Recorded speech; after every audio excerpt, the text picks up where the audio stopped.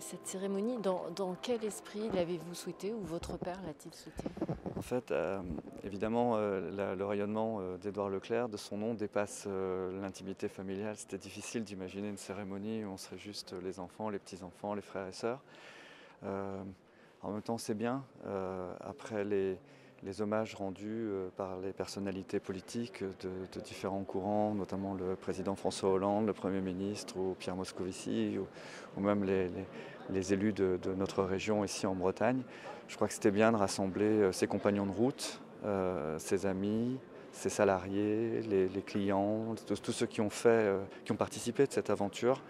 On l'a voulu comme ça, sans faste, sans people, sans personnalité particulière entre nous, mais à Landerneau. Par contre, tout le monde est venu à Landerneau parce que c'est une ville où mon père et ma mère, Édouard et Hélène Leclerc, se sont investis et nous savons aussi ce que nous devons aux habitants de Landerneau, à cette région.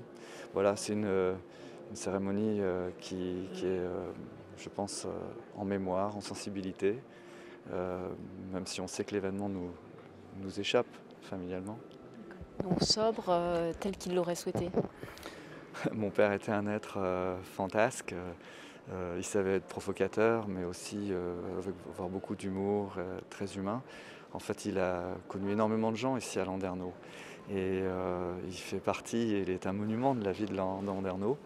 Et je crois qu'en lui rendant cet hommage avec les habitants, comme ça, simplement, un peu comme dans un grand village, dans cette ville où toute notre histoire est ancrée, on veut témoigner de ce que, même si mon père est l'inventeur d'une formule de distribution, d'un système, de valeurs, on est d'abord des gens partis d'ici, comme vous d'autres Bretons, quoi.